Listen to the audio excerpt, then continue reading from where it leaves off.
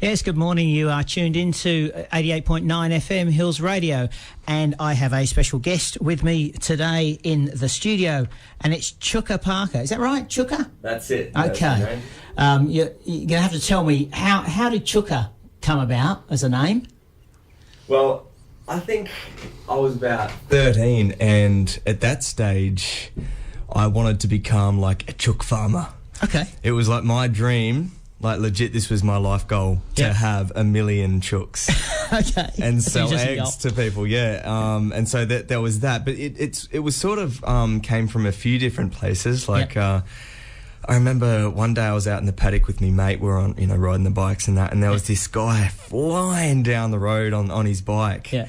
And I was always a bit, energetic and crazy growing up. And I'm just like, what's that guy's name? And he's like, oh, he's Chooka. Yeah, he's legend round here.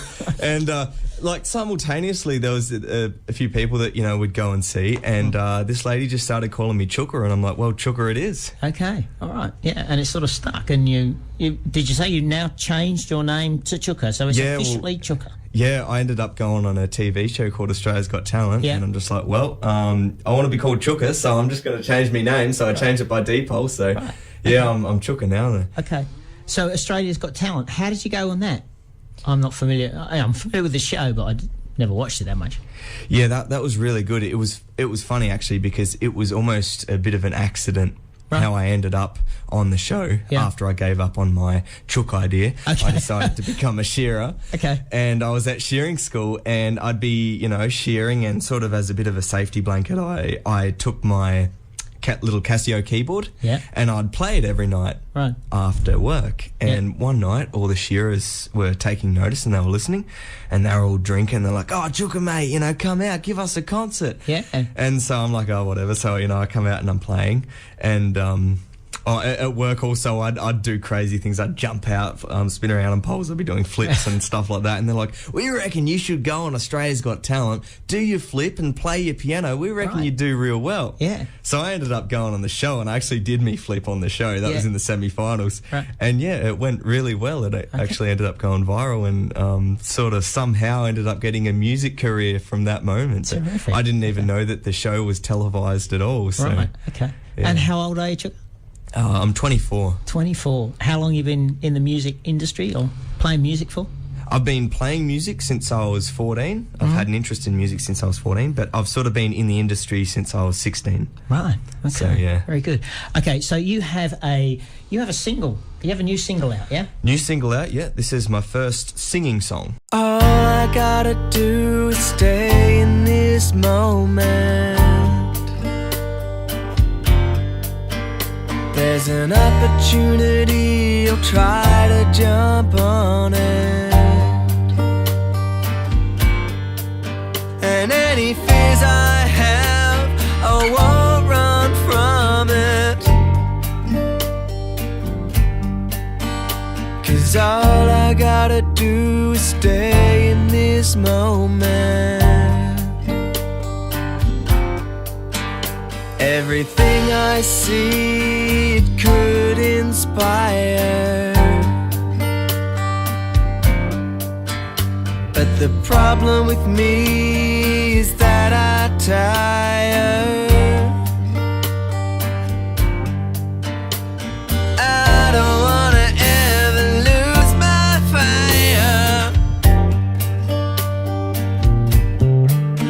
So I search the world to get re-inspired.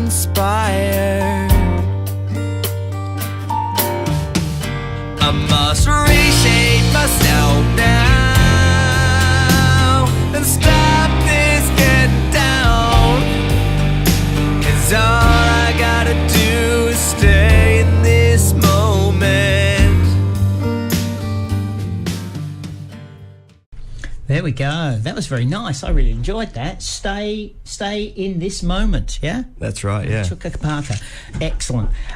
So tell me a bit about that song. You were saying off air that it's the first singing single that you've released. Yeah. So what have you done in the past, and how did we come to this? Well, I started off just playing the piano. I was listening to Mozart and the classical composers, and I was inspired to become either a composer or a player, and so I'd really play anything that I got my hands on: drums, clarinet, flute. Okay. Yeah, I ended up sort of sticking with piano, and played that for a couple of years, and I really enjoyed improvising because it was always something fresh and new every time. And so when I went on the show Australia's Got Talent, I made up my piece on the spot. Sort of to scare myself a little bit. Yeah. And, you know, I hadn't heard it. No one else had heard it. It really was as fresh as it could get. Yeah. And it really gave me that adrenaline, like I've got to nail this or it's all over. So, yeah, that was definitely something. But, you know, after the show, people were like, well, we want to hear you singing. And I'm like, well, I'm not a singer. Right. But I think, you know, these days, like everything that's played on the radio and everything, it's all songs. You don't really get instrumental apart from maybe your odd jazz station or your classical. So it's all songs. So people really were expecting songs from me. But I'm like, but I'm not a singer. So I thought, oh, well, I'll give it a go. And so I sort of spent the next 7 years learning how to sing and... you know, sort of mastering the art of songwriting and stuff like that. And so particularly over the last few years, I've been paying attention to that aspect of my music. Right. And, of course, I wanted to release something good. And so I didn't just rush into it. I really spent a lot of time crafting my art. And, I suppose now I'm first singing single, and definitely more to come. Okay, good. Just a few promos here, and then we'll come back and speak a little bit more to Chooka. Okay, we're back with Chooka Parker, and we were just talking about the latest single that he's released, Stay in the Moment.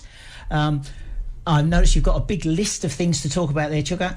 What's next on your list? I do. I try to come prepared. Good. Okay, so I was going to say, as for the release of the song, Stay in This Moment will be available for online purchase on CD Baby, iTunes, and multiple other sites. Great. And it's coming out tomorrow. Tomorrow? The 15th. But I also record these videos for YouTube, so when it's out on YouTube, it should be out. Okay, great. Okay, good. What's next on the list after that then? We've dealt with that, the single. What else you got to talk about? Well, I've got some new music coming up. Good. So I've had a lot of new tunes in my head, and one in particular, I'll be recording a new song before I go to the States. Okay. So you're actually going to the States? When's that? Yeah, I'll be going to the States probably in around March, and I've got a tour planned. Yep. And I'll also be doing a bit of teaching. And hoping to, you know, keep recording for my YouTube channel and stuff, but really excited about that. Okay. That tour of the States, is that all well planned out, or is that one of those fly by the seat of the pants type jobs like you did on the TV? No, we're definitely preparing this. Okay, all right. Yeah. So whereabouts in the States are you going?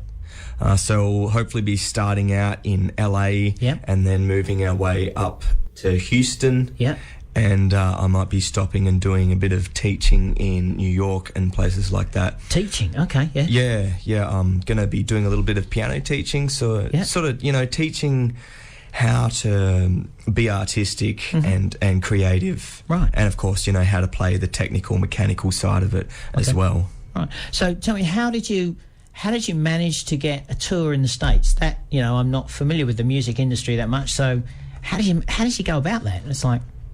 How'd that come out? Facebook.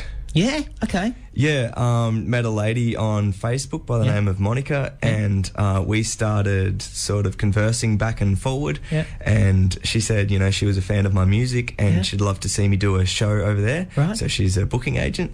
Wow. And so, we just started working out, getting different shows together, and...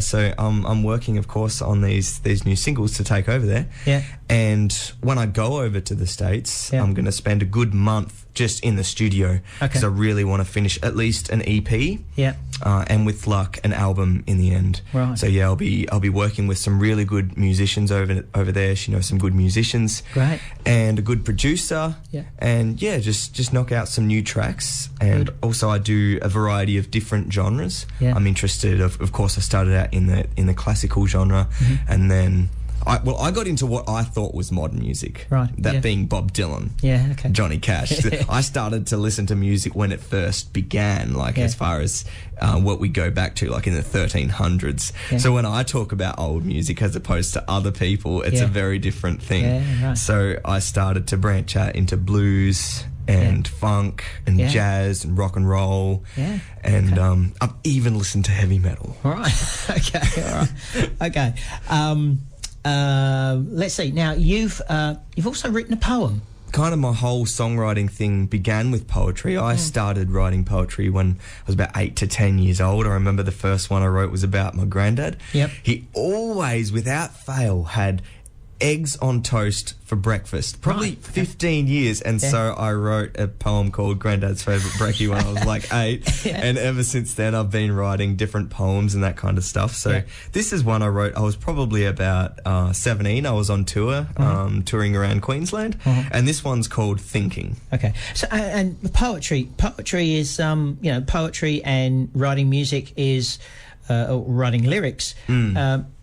Similar, right? It's just the difference is that there's music to one, and the rest, when it comes to poetry, the music's in the voice and how it's delivered. Yeah, well, basically, I mean, you always want there to be a certain element of that poetic feeling in a song. I reckon that's really what true art's about. Okay. Of course, it's very different when it comes to things like rap. That's a whole different sort of category. But as far as that songwriting, you've got, when you repeat the line and everything, there's subtle changes into making it a song. But it was definitely the catalyst into songwriting. So you're going to read out? Yeah, I'll read this poem out. This is called Thinking. Just thought of a profession in which progression seems my obsession. Thinking. Just sit back, relax and agree. To have no impression, aggression, depression, or any feelings of weird obsession, no confession, healing sessions, and definitely no more suppression would be the end of all misexpression. But the transgression of depression and suppression in succession leads to just the profession of impression and expression, leaving nothing but the obsession of repossessing one's new re-obsession after losing to depression and confessing. But depression and confession can lead to progression, so though it makes an impression, it can just be the expression of the suppression you had in succession, leading to the aggression, new expression and redirection. Well, that's what I reckon. Very good. Yeah. When you were reading that, it reminded me of a number of different things. It sounded a bit like a rap. Yeah. One thing. And then at the end of it, I'm thinking, this is starting to sound like a Dr. Seuss book. So it's great. It's lovely. Yeah, it's good. Okay, so as I said, you've got a list of things. What's next on your list there, Chooka?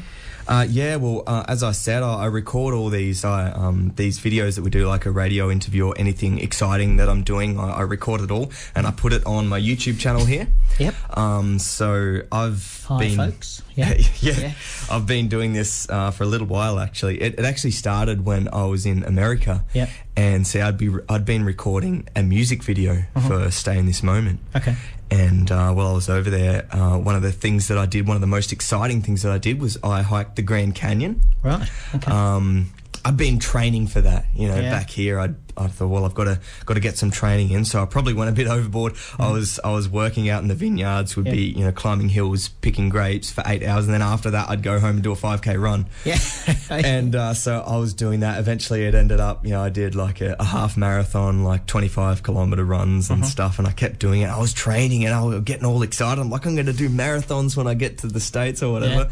I get to the States. The first day I was there, I was at Venice, Muscle Beach. Yep. And I was on this big platform and I did a front flip and I broke my toe. Oh, The first day I was in the States. 3 days later, I had the Grand Canyon. Oh, yeah. And, well, there was no way I was backing out of it. So by the time it got to it, I just strapped me toe up. Yeah. And, with my friends, I did the whole thing. And I was filming because, I've got to film this for my parents. And as I was filming, I was thinking, damn, this would make a really good video for YouTube. Yeah. And so I thought, I'm going to start making YouTube videos. Good. And so I sort of filmed it all to go on YouTube. And, of course, it was really funny because I ended up calling the video Grand Canyon versus Broken Toe. And the amount of times I complained about it and had to get it strapped up and, keep hobbling along. It took me an insane amount of time to actually do it, but I ended up like hiking 20 miles. Yeah. It was crazy, but I did the whole thing and I got it all on video. So sort of from that moment, I started posting everything that I was doing on my YouTube. Okay.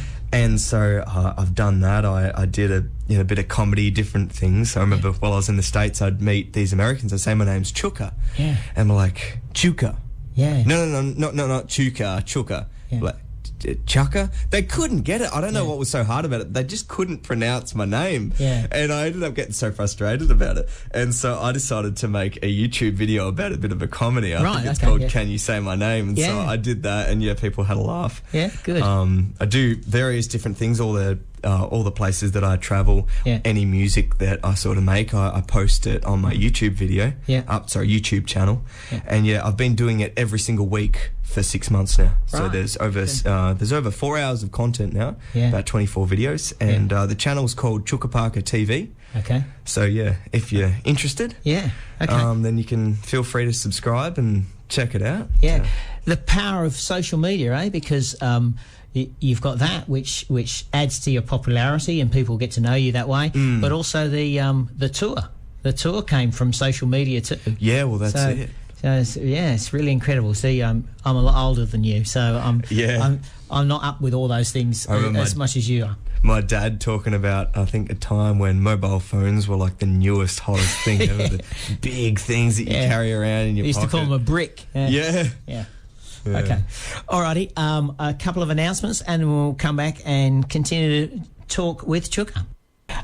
Okay, so let's talk a bit about potential film work. You mentioned that you'd like to get some work, like writing scores for films. Tell me what's that all about? How are you going about that, and how is that going?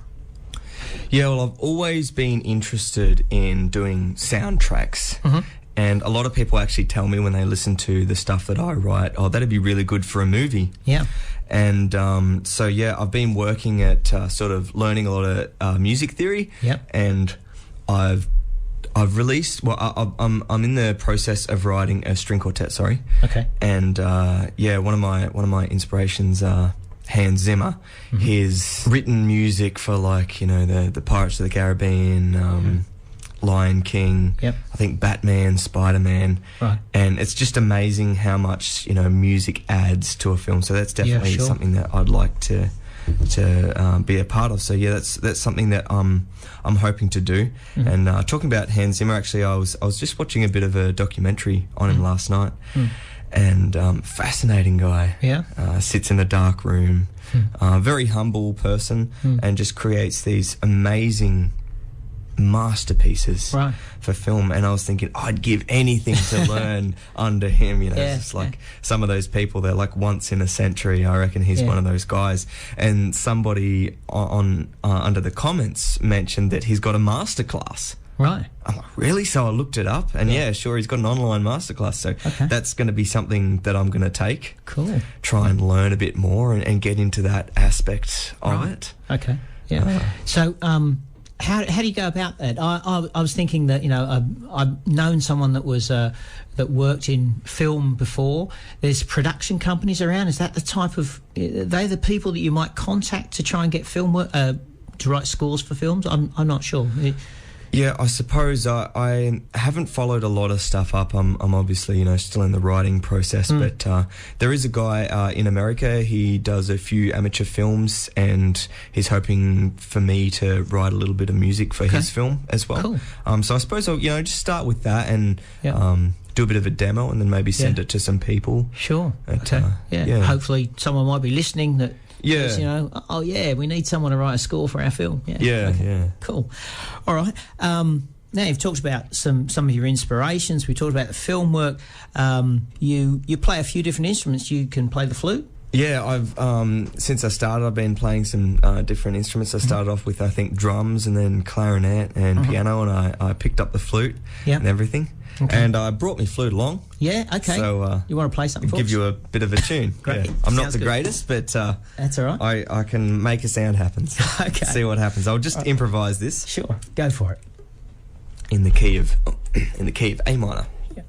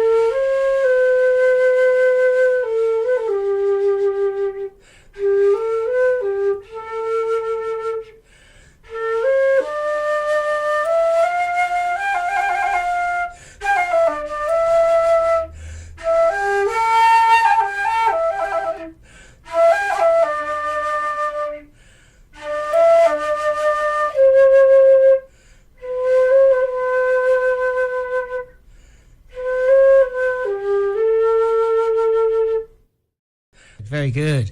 That the picture I had in my mind as you were playing that was of an elderly Asian man playing the flute. It had that feel about it for me. That's great. So you play a number of different instruments. You play the flute, you can play the guitar, you can play keyboards. Yep. You've played some drums. Drums, yeah. Okay, anything else? Yeah, I do.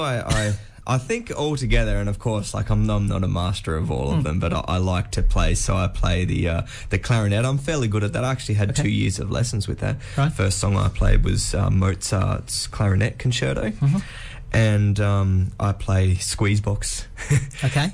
Piano, accordion, and a little bit of recorders and some ukulele. Right.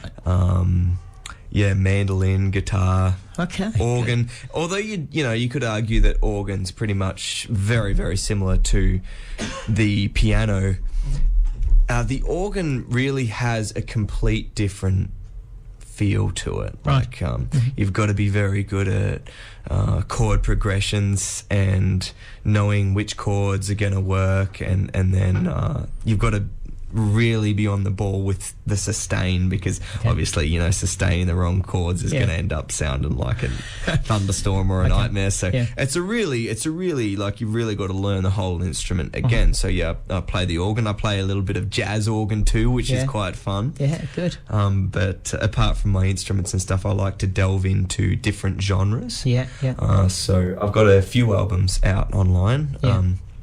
My first one, No Worries, it was fairly classically inspired. Obviously, I started listening to Mozart and stuff at the start, so it's got that aspect of it. But it's a bit hard to describe. It's kind of me. I don't like to be in a box. I think, well, I can play classical music, but that's been done before. What have we learnt since then? I don't just want to sit here and play pop, because that's also been done. But what if I can bind blues with classical? Right. And so, there's a few songs on my album where I've combined like a blues background with a classical foreground. And then, as you said, the Chinese man playing the flute, I'm inspired by Asian music too. So actually I did a song, 2 songs on my album called Asian Blues. Okay. So there's Asian Blues 1 and 2. And I've basically, combined Asian-sounding music with the blues. Yeah, great. And so it's got a very interesting feel. I also took, like, Beethoven's Fur Elise and Amazing Grace, beautiful melodies that we all know and love, but that are kind of overdone, done to death. Okay. We love them, but they're done to death. Yeah. And so I wanted to make them interesting again, kind of like, reinvigorate it. Yeah. And so I did my variations on Beethoven's Fur Elise, and that's personally one of my favourite. It's a very, very technical, a lot of different crazy variations, anything from sound like rock sounding to very classical, a lot of arpeggios and things. And then with Amazing Grace, I sort of dipped in between major and minor and the Dorian scale and different things like that, so you get a very different feel to it. Got a very flowed, moving sort of sound, so it's very different to your normal. And apart from that, the whole album I made, even the variations, I made everything up as I went. Right. Then the next album I released, it's called My Jewel. And I really wrote that. Like one of the songs was sort of for my girlfriend at the time. But apart from that, I sort of wrote that as a means to help me get to sleep. Right. I wanted some music because I've always suffered from insomnia. And so it's a very, very relaxing kind of meditation zone. Now, it's a bit unusual because the music's fast, but I mean the fingering's fast, but I've got the sustain pedal on, so it comes across as this very slow, sort of watery sounding melody. So that's I think a 30-minute EP. And then aside from that, I've got an album called Man of the Sand. And that's once again online, all on iTunes. And I wrote that for my brother. And it's almost like you're walking through a desert, It's got a very minor F religion sort of sound to it, as far as, you know, the scale of it's very, very unique. I go to the minor second, which is something that not a lot of people do, and then I go from the minor second to the fifth, back to the second, back to the, you know, the tonic, and it's got just a really unusual feel to the album. And I also I've got like a song in the album, it's called Oasis, where you finally come across this oasis in the desert, and it's got a very different feel to the rest of the album. But I sort of wrote it with my brother's personality in mind, and I wrote it for his birthday. So that's, once again, an album online. There's a couple of other singles that I've got. One's called Unbroken. It's my slowest piece of music. I wrote it in Thailand. I was over there recording, and to be honest, it kind of came because I was frustrated because I paid for the studio and I wasn't getting any good music down. I just wasn't in the zone. Everything just sounded kind of ordinary, and out of my frustration, I just played this really sad music, and it was the best, like one of my favourite songs that I'd written. And so, really, really beautiful, pensive song. That'll be coming out on YouTube soon. And once again, that's on iTunes. And there are a few other songs on iTunes. I think I did one for my dog. It's called Man's Best Friend. When my dog passed away, that was sad. That's interesting, because something. I was speaking to some students recently, because I help at a photography college, and one of the things I said was some of my greatest work has come from a deviation. I was going somewhere, and a deviation took me somewhere else, and where it took me was better than where I wanted to go. Just, what was planned. So the unplanned stuff can be, fantastic. Oh, absolutely. Just comes about from nowhere. So that's good. I love the fact that you're. That you have a variety of instruments that you can play. You also have a variety of genres that you play, and I think that concept of variety being the spice of life it's so true. I know it keeps me interested when I'm doing different stuff, and I've got to be doing different stuff. Otherwise, I'm bored. I've got to find different things, and the way that you blend the two different musics, that type of thing that you were talking about, that's fantastic. Okay, so is there anything else on your list that we haven't covered? Well, I've got a couple of things written down. I think I've got. In the future, I've got a potential show that I'd really like to sort of create. Okay, can just hold that thought then, because we might just have a few sponsorship announcements, and we'll come back and talk about those other things. Yes, that's today, just after the 12 o'clock news. I'm here till 12. My guest in the studio is Chooka Parker. We've got a couple of more things to cover to finish off a summary of his life. What do we got there, Chooka? Yeah, so look, in the future, I'm really hoping to kind of craft a really good show for people to come and watch. And the first and main aspect of it is, of course, the musical aspect of it. I'm hoping to have a really dynamic mix of songs and instrumental pieces, and maybe even orchestral. And just give it that, those hills and those valleys. And the second part of it, of course, is the theatrical side of it and the lighting side of it. So, get those lights to kind of complement that sound. That's something that I've always been passionate about, always wanted to do. And I've been inspired by people like, Alice Cooper and David Bowie. They had amazing theatrical aspects to their show. I think it's what made it so much more exciting, as opposed to just coming and watching a guy sitting there playing his guitar for an hour. It's good to hear the music, but it's amazing to have those costumes and everything, and also hoping to incorporate a little bit of comedy into it. And a few other acts, maybe some complimentary acts, and that's just something that I've got planned for the future. Going to try and work on, but I'll start with what I've got available, with the tools that I've got to work with now. But that's definitely one of my dreams. Good. To be able to go and do a show like that. Okay. Anything else on your list there before we wrap up? Well, look, I've got some albums planned, and as I do a variety of different genres.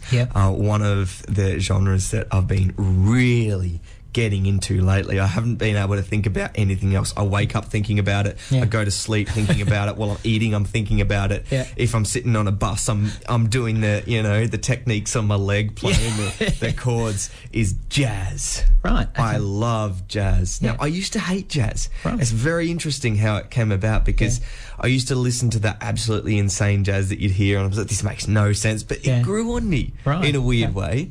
And I just decided I want to create my own kind of offset genre of jazz. I know there are many different styles. I want to sort of make my own kind of jazz.